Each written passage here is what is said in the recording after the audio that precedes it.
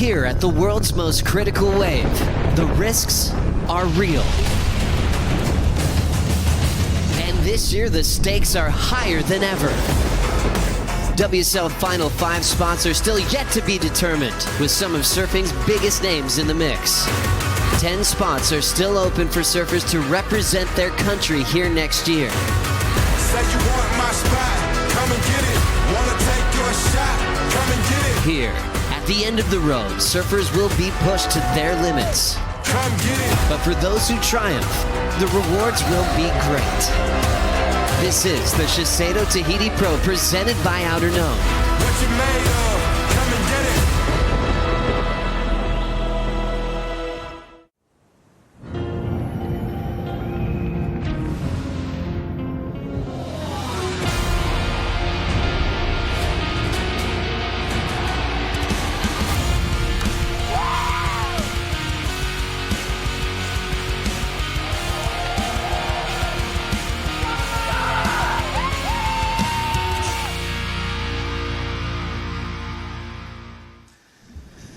Your Honor, good morning as we see the early morning boat rise for Rio Waida, Molly Picklum, Coach Glenn Micro Hall preparing for opening day of the waiting period. Carissa Moore, world number one, hanging out with a familiar face. CJ Hobgood for the coaching responsibilities this week. And the GOAT, Callie Slater with the escort from one of the best ever out here, Raimana and family, as we enjoy the beautiful sky, the green Pyramid Mountains. Yes, we are back in paradise. Thanks for being with us on Dawn Patrol. This is the SHISEIDO Tahiti Pro presented by Outer Known. I'm Joe Turpel, along some big wave surfers that are next to me here. Felicity Palmatier, welcome back to Tahiti. Oh, thank you. It's been 10 years and I'm so excited to be back. So exciting. Pete Mel as well. Welcome to the end of the road. How are all the feels that you're going through right now? A lot of excitement. Slipped right in like a well-leathered glove. It's amazing to be back here in Tahiti. You gotta love it. This place is special to my heart, I'm sure to a lot of people's, and this week is loaded with some action that I think is going to be incredible. Yeah, I mean, we've been talking about the final event of the season all year. We're finally here, Flick. A lot of importance on this event. Oh, there's so much on the line. We've still got final 5 places to clinch. We've got seeding to secure, and we've still got some spots open to provisionally qualify for the Olympics. So a lot to go down. So much as far as numbers, qualification, clinching scenarios for the championship. But what about the wave itself, Pete? It's one of the most incredible in the world. You really can't doubt it. It's going to be something that is very challenging for every surfer involved, and one of the most beautiful things to watch. Well, let's see if we're going to be on for our opening day of competition as we say Your Honor. And good morning to Laura Enever with Chief of Sport, Jesse Miley-Dyer. Good morning, everyone. We're back here at the end of the road, Jesse. An amazing day ahead of us. This is a wild event. Stakes are high. Talk us through it. There's a lot on the line here for sure. I mean, everyone's talking a lot about provisional Olympic qualification. We're also obviously looking at the WSL Final 5 and who's going to, be there to have a shot at the world title at Trestles. And I mean, there's a few people who are really in the hunt, and it's all going to come down to here. And talk us through today. We've got some waves on offer. There's some waves coming up in the forecast. What are we going to see today, and who are we starting with? So we've got a big day today. Like you said, there's waves coming, and we're also looking at today as one of the better days and a really fun day for us. We've got a lot of people here in the channel, and we're really lucky that we have so many people that are helping us, with the forecast and getting to be out here and have so many of the local crew as well that are experts. They're all telling us today is definitely a really good day for us to be taking advantage of. So we're going to be starting with the women's opening round, going into the men's opening round, and then we've also got women's elimination round on. So it's a really big day, and there's a lot on the line. So looking forward to watching and, hoping the best for everyone. Yeah, it's going to be a big day. We're going to be sending people to finals as well as sending people home, unfortunately, but it's going to be huge. Let's go. Let's go, you guys. How cool is that? Opening day, massive day on hand, just to reiterate. Women's opening round, men's opening round, elimination round, all on opening day of competition. So we're going to have a lot of great surfing to watch, and we could see a lot of crazy scenarios unfold. with the Surfline forecast showing that today was looking very promising. It looks like they were right on the money, Pete, with this call. That's right. I mean, and it was on the forecast maps for a little while that we were going to probably run this first day, maybe even the second day. And of course, one thing that is a bonus is this little blob that you'll see kind of formulate right there. That wasn't necessarily on the maps, and it's now on the maps, and we are blessed with that because that's going to give us more opportunity moving out into this next couple days. Today, we should see some energy out of that 17-second zone. We're going to see 4 to 5 foot throughout the day, but I think there'll be a little bit, there's some bigger sets. I'll smudge it up a bit. You look at the winds, 8 to 15 knots throughout the day, and then looking out further in the week, Flick, there is some opportunity. Yeah, there is. I think it's going to get a little bit smaller, but then Laura mentioned it before. There is a little bit of a bump around the 14th, 15th, 16th of August, and yeah, you can see it's going to drop off a little bit, but then towards Tuesday, we're seeing it starting to pick up, and we've got some offshore winds coming up, so definitely no shortage of waves. So looking forward to a big day today. Will put us in a great position then to pick some solid surf, hopefully, around the corner next week. Looks promising on that bump. As we always talk about the local knowledge that happens here at the end of the road, well, they're coming in with a few good names that could potentially win this event when we focus on who is in and who is out of this contest. Check out this list. We've got Matahi Jole coming off what we're calling the heat of the year, winning the trials final over Emio Cesarmac. Both had 10s in that final, so Matahi's in. We saw Vahine Fierro last year do incredibly well, and also introducing Island Voss, just 18 years of age, getting the call up late after Betty Lou's injury. Tough news about Ethan Ewing with hurting his back, warming up for this event. That opened up the spot for Mihi Montebre. Also, Kali Voss last year, runner-up, will take the spot for Italo Ferreira. Are you seeing a winner on this page, Flick? Look, it's without a question of a doubt, these guys and women are going to give it a real nudge. They always have in the past. And waves like Teahupo'o, they just know every inch of this reef, so it's going to make it so exciting. Really exciting because they're also seeded against the biggest names. They're really the surfers in the final 5. As we see what the surf's looking like right now, Pete. It looks fun. It's going to be one of those challenging days because there is a bit of mix and a little warble in the lineup, but that kind of gets these little bubbles that happen on the reef, and this reef is so special. You think about it's open ocean, and there's going to be plenty of sets, I think. Expectations, so a little bit of turns, a little bit of barrels, and just obviously being in the right spot at the right time. Let's set that bar real high today, and you know what? I want to see every surfer get to there. Even yesterday looked a little challenging, but Kai Wabeli, I thought, was one of the all-stars of yesterday's warm-up surf. The guy got so incredibly barreled out there, and he's got that experience. Even if it's not pumping massive Tahiti, he knows where to be at the right time. Yeah, I think today, with what Pete said, it is a little bit wobbly, it's a little bit wonky, and when it's smaller, I think my money's on the event wildcards and the replacements because they know every inch of this reef, and when it's hard like that to read, they're going to know where to sit. So exciting with just 2 spots remaining to clinch in the WSL Final 5 for the men, and remember, Medina doesn't have one of them yet, but he's got the best track record in Tahiti history. We'll be right back.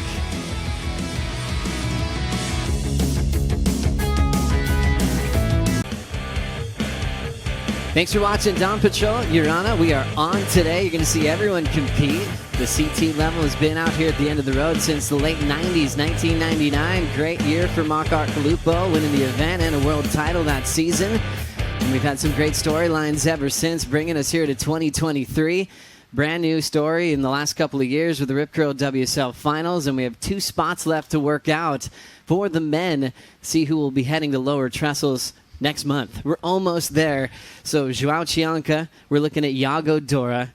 Can they keep their spots to compete for a world title, Pete? Well, if you look who's right there in the rearview mirror, I would say it's going to be a tough road, and this is the place you're going to have it, right here at the end of the road. Let's break it down and give you some scenarios. We'll keep you posted round by round, but we'll be focusing on Chianca right now, being number 4. If he wins a heat, he's going to be at lowers to compete. It's that simple, whether it's in the opening round, whether it's in the elimination round. If he gets to the round of 16, he'll be able to compete for a world title next month. He only really falls out of the final 5 if Dora will make the final or Medina and Florence win the event, and that's all if he loses in the elimination round. And for Iago Dora, if he wins this contest, he can guarantee himself a spot at lowers. Otherwise, he's really got to keep pace, equal or better, Gabriel Medina and John Florence. So you talk about keeping pace with guys on tour, but how about those names, Flick? John and Medina, are you kidding me? two of the hardest names to keep pace with, especially out at this wave. I mean, their stats are amazing. They surf so well. Great in the barrel. It's going to be a tough one. I mean, we talk about Kelly everywhere for good reason, and I mean, especially at this venue. But when you focus on Medina's consistency, Pete, he's really second to none when you look at the recent history of this event. Well, you'd have to say that in any conditions, right, whatever Teahupo'o throws at us, whether it's like this, which is in 2014, or we see a tricky, challenging lineup, he's going to be the one who's going to get the best waves. He is so good at reading this reef. He roams up and down it, and it's exceptional. That final he made and won back in 2014 when it was that big, he only fell once. That was in the final when Kelly pushed him really deep. Finals with Julian, back-to-back finals with Owen Wright. Sensational out here, big or small. Oh, complete dominance is what comes to mind when I think of Gabriel Medina out at Teahupo'o. He just surfs so well, and we saw it before, he also has the ability to go to the air if it's small. So it's going to be tough. I mean, look at those stats. Unbelievable. 2 wins, 5 finals, and 8 events, 4 10-point rides. He actually has better results when you look at the overall average placings over Kelly Slater, which is very impressive. Ultimate consistency at the end of the road. He calls it his favorite venue. Gabe knows he can win out here, and if he does, he could potentially see himself moving on to compete for what would be a 4th world title. Kind of surprising he's not in a Final 5 spot now, but he's happy to have Tahiti as the final stop. It was a bit slow start to the season, right, for him, but he's definitely picked up the pace. And then you think about this reef, once again, you put him in this place, and the consistency that he has been able to get all the way. I would say that the surfer sitting there and just ahead of him would be very worried. So they got to perform today. And then let's go to John Florence. I mean, it's been a handful of years since he's been out here, Flick. Yeah, it's been a while. Look at baby John there. But for me, I just see him as one of the best technical barrel riders. I mean, you just look at where he comes from, Hawaii. He's got so much experience at these waves of consequence. And I just love the takeoffs that he does. No hands, no grab rail, and just the ability to weave through the barrel. Just uncomparable. In one of the heats of a lifetime with Kelly in that 2014 year semifinal, a tiebreak decision that Pete got to enjoy from the channel. Yeah, one of the highlights of my career, right? Was sitting there between John and Kelly and not knowing what the final score was, and especially with the good performances from that heat. Wow. So we look at those numbers, 69% winning percentage for John, 3 10-point rides, and average heat score, unbelievable. Always produces big numbers, often excellent. Here at Tahiti, he loves a slab, loves going backhand. If John makes the final, he can clinch a spot as long as Iago doesn't make the semifinals, and as long as Gabriel Medina does not reach the final and Jack Robinson doesn't win. I know that was kind of a mouthful there, but we'll keep you posted round by round. We'll really focus on the guys with spots in the Final 5, like Chianca and Dora. If they go out at any stage, things will really start opening up for Gabriel, John, and even potentially Jack. Yeah, and I look at Jack as well. He's got so much potential out here. We've seen so many amazing clips of him in the past. So, yeah, if those two guys fall out, watch out. So much to discuss for the Final 5 talk. All about the women coming up next. They only have 1 spot left. Can the 17-year-old rookie, Caitlin Simmers, hang on to the 5th spot? We'll find out soon enough. We'll be right back.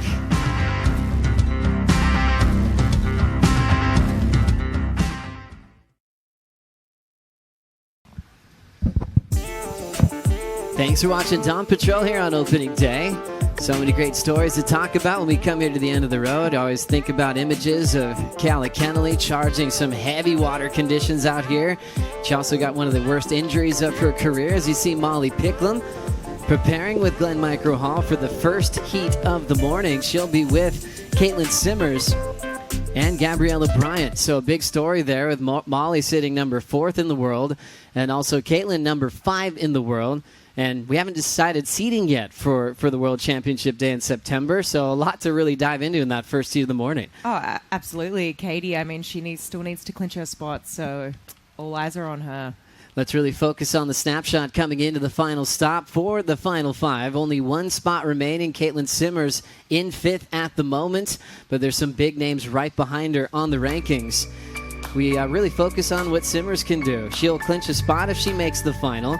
If she goes down in the quarterfinals, it opens it up for Lakey and Stephanie to overtake with a win. If she loses really early with a 9th, it really opens it up further for Lakey, Steph, and even Tatiana to go all the way to a victory as we focus on Lakey's chances out here. Last year was very impressive. Pete, it really felt like she improved round by round until she lost in the quarterfinals. That's one of the things I love about what Lakey's been able to do is that she's taken places that she felt like she needed to work on. She went there, she worked on it. Example, Margaret River ends up taking a win there. This is another place that she's been focusing on, as well as Pipeline, and it shows. She's gotten that backhand skills solid, put the helmet on, a little fearless, and she's been doing it. And I would love her chances here, especially with Katie being kind of new to the game here at Teahupo'o. And then to Steph Gilmore, quick. Yeah, Steph, the greatest of all time, 8-time world champion. She's been very open about wanting to improve on her backhand barrel riding, and what better place than in a contest here, No other people in the water to take waves off you. You get opportunity to get the best wave of your life. Oh, it's so true. And for her, it'd be crazy if we don't have her in the WSL Final 5. She wants to be there to defend her title, compete for a 9th world title would be impressive. And then we go to Tati. Always a favorite in waves like this, Pete. Big time, and I think that she's the best outside chance coming into this, especially with her, straight up loving this place, and accepting this reef. And she's one who's not going to back down from a real wave at Chopes and has a real good chance of winning here. She's got a wild heat. Carissa Moore, Ilon Voss, and Tati here in the opening round of competition, but she looks comfortable this year. Looking comfortable in waves like this as well. She could be one of those stories that could go all the way. We will keep you posted.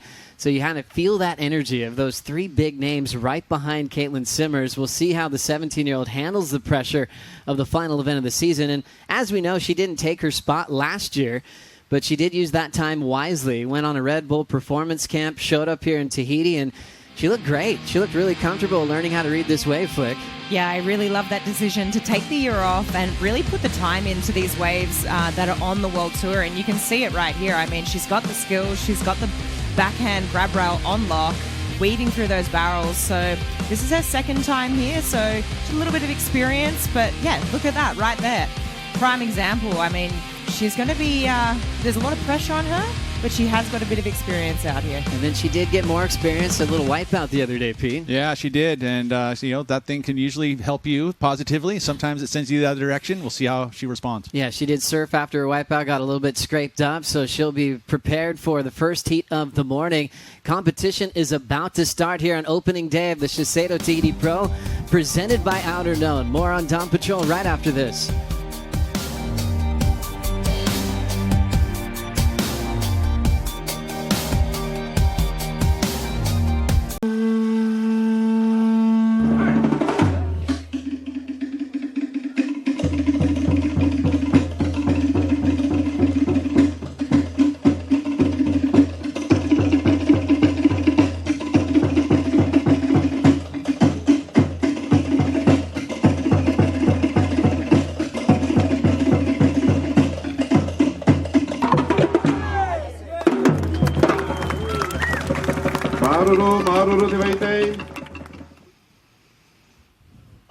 We are so grateful to be back here in Tahiti and would like to formally acknowledge that we are here on Teahupo'o and Whare Mahora land. We acknowledge the Teahupo'o and Whare Mahora people and the owners of the land and the waterways and all the local surfers that are giving us this beautiful lineup. It's so special to be back once again. Stop 10 of the World Surf League Championship Tour with so much on the line. We talked about the World Title Showdown, and we definitely have to talk about Olympic qualification season here at the final stop of the year. Joe Turpel, Felicity Palmatier.